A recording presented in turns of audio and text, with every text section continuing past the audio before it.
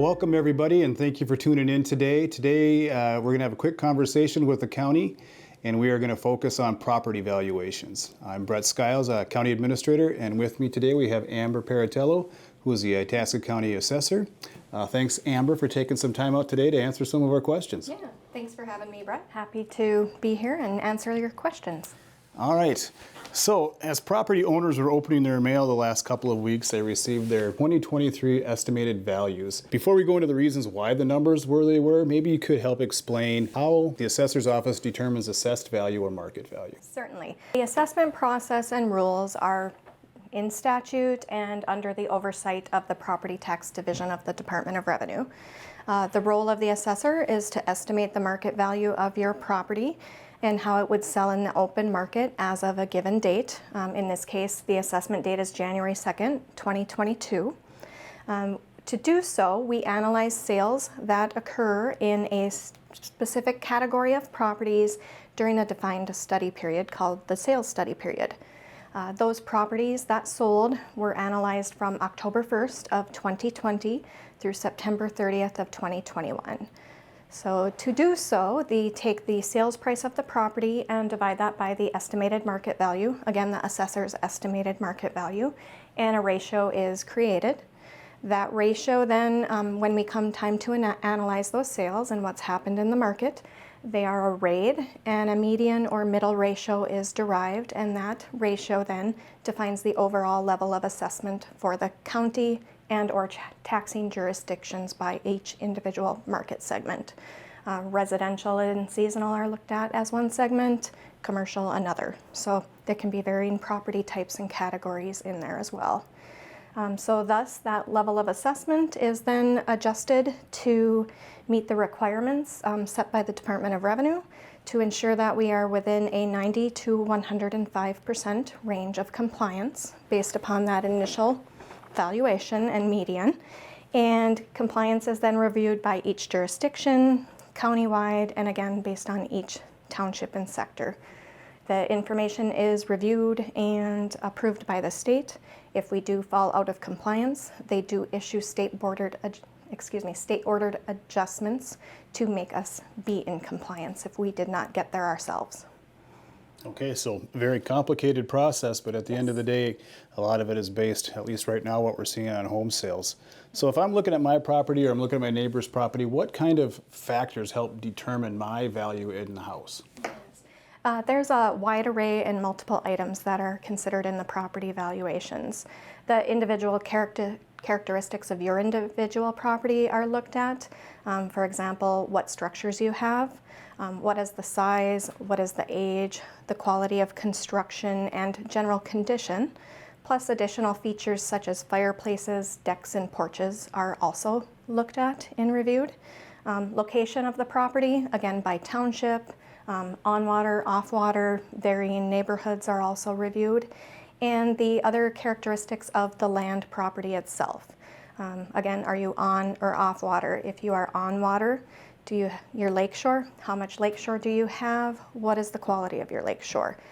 For your acreage, the same thing. Are you high ground, are you low ground, or swamp, and so forth. Interesting. Again, a lot of characteristics to look at when you're assessing. Yes. All right, so when I open my yellow sheet of paper, and I'm sure as of many of us in Itasca County, we're pretty surprised at the increase, the quick increase, and how big the increases were. So can you maybe tell us why the increase, why the historic rise in values? Yes, a lot of things going on in the market that resulted in the unprecedented increases we've seen. One major factor, there's really historically low interest rates. That increases the power to buy of the individual. They can afford more than maybe they perhaps did before with a higher interest rate. Construction costs are historically high. And then we've got our basic principles of supply and demand. We're at an all-time low supply in the market, and the demand is actually at some of the highest they've ever seen. We have our generational differences. We've got millennials entering the market, and our eldest generation is also staying in their homes longer than they ever have before. Real estate investment opportunities are very attractive right now, whether it's an investment company or the individual investor looking to secure more property, because property does, by nature, historically, appreciate greatly in value. It's a great investment. In addition, for Itasca County, a lot of other socioeconomic factors have played into the market value increases. The pandemic itself, changed the ability for people to work wherever they want as long as there's an internet connection. So we have had a lot of migration to the area because of that capability, people desiring a better work-life balance, enjoying the water and the peace that Itasca County brings, and so forth. Again, kind of that perfect storm that brewed this year. Some of the questions I get, and one of them is, well, isn't there a limit on how much my property value can increase year over year? Unfortunately, no, there is not. As mentioned earlier, the role of the assessor is to set the market value at what it would sell for in the open market, regardless of how much that increase or decrease subsequently would be. In the past, there was legislation that did limit the amount of taxable market value increase an individual would be able to get, and that program did sunset with the 2009 taxes payable year. Again, when we opened our yellow pieces of paper, and you mentioned at county board earlier this week that the average across the county was 32%. So when I looked at mine was close to the average. When you told us yours was way above the average. If I'm looking on the county website and looking at property values, and I see my house and your house and somebody else's house, can you tell me what makes it a difference between 50% in one area, 60% in another, or maybe 10% in another area? Yeah, great question. We're getting this a lot right now because an average is a central or typical value. Essentially, you're taking the sum of the values, dividing them by the number of values in that data set. So many properties fall above this average percentage, many fall below that average percentage. Each property, as I went through just a few moments ago, has its individual characteristics and unique qualities to it. So it is very common for improved properties to have appreciated more than that average 30%. Because that, again, is where the bulk of the market activity has come from the improvements in the single-family residences. So they did have overall much higher increases. It is also common that our tracts of land that are vacant and under 34.5 acres experienced little to no appreciation. Again, that does go back to the sales study period. Our sales of properties, vacant land, 34.5 acres and under, we were right on those compliancy ratios, so no adjustments were made there. However, our tracts of land, 34.5 acres and above, experienced a larger appreciation to them as well. So essentially, individuals are willing to pay a higher price per acre than they previously did for larger tracts of land. Again, entirely based upon the sales of the county and individual property types and jurisdictions. So in short, it's almost impossible to compare any two properties because who knows what goes underneath that underlying valuation process. Yeah, exactly. There are so many components to the valuation, and you may have two properties that from the exterior may look identical. However, based upon those different features of the interior, the quality, condition, as well as the individual land component characteristics, it can vary greatly. It is not a 31% increase, across the board. So. All right, well, I'm going to give you a second to breathe while I answer a few questions, and I'll just address the listening audience. The question that I'm getting asked the most is my value went up 50%. Does that mean my property taxes are going to go up 50%? And whereas I can't say exactly what your property taxes are going to be, I can tell you there's no direct necessary correlation from one to the other. Property taxes are in part, a very small part, based on the value of your home, but it's also based on county budgets, city budgets, township budgets, school district budgets, special taxing districts, any legislative changes that might have come down. So the the property tax that will actually be computed this fall is could be very different than what your property valuation comes at. So I know that's a big fear out there because the county board and nobody at the county is looking to tax people out of their homes. So when they come to budgets, they're certainly going to take all this information into consideration. Another big piece of it is we're specifically talking about homesteaded and seasonal rec values that have gone up significantly.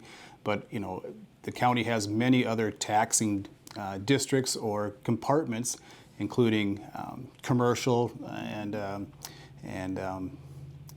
forgetting the name of it, our utility values, so our electric lines, Minnesota Power, all that, and those values actually come from the state. So it's a huge picture of what property tax actually comes down to when you get that statement in the mail.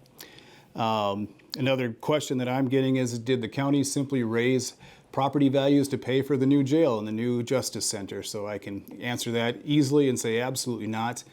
There is no way for myself or the county board to direct the assessor's office on how they assess. And actually we haven't even started to pay for that construction yet.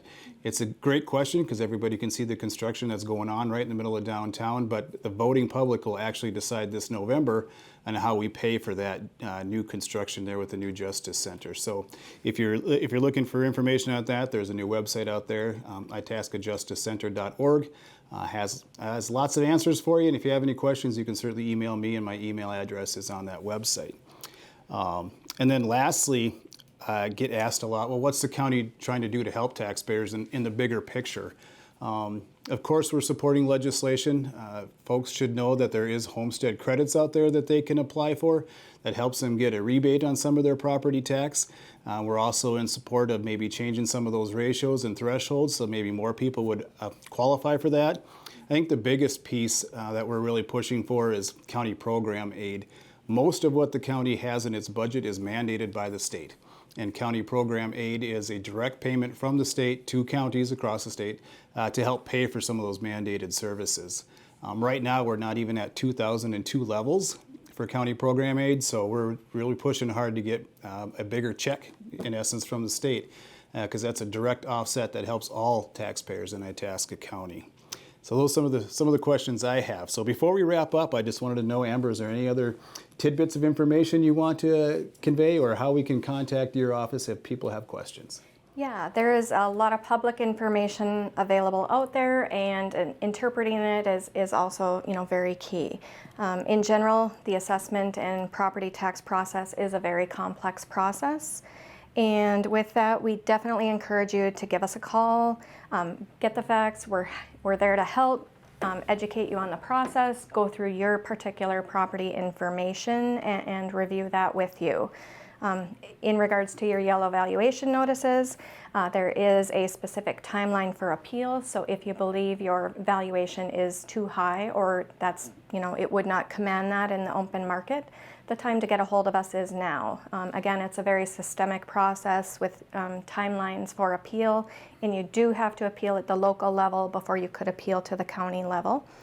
And with that, I guess I definitely encourage everyone to do their research. Itasca County has a great mapping application. We have a 3-year sales analysis information out there where you can look at what properties have sold and the values that they did command in the market. The Department of Revenue is available. They have an electronic certificate of real estate value site where you can look at all the sales that occurred in Itasca County and the buyer, the seller, the purchase prices, and the assessor's values with that. As well as, you can look at local real estate agents' current listing prices. Granted, there are not as many homes out there for sale, but they are also a great resource for, what properties may command in the open market, or also fee appraisals. So if after doing your own market research and you still feel your property is overvalued, definitely reach out to your assessor. Their names are on the bottom of the valuation notice and their contact, and the sooner the better. Essentially, they want to ensure the facts and information for your property are correct, you're being treated fairly, uniformly across the process, and happy to do an inspection and review all that information with any of you. So. All right. Well, thank you, Amber, for your time today, and thank you to the listening audience.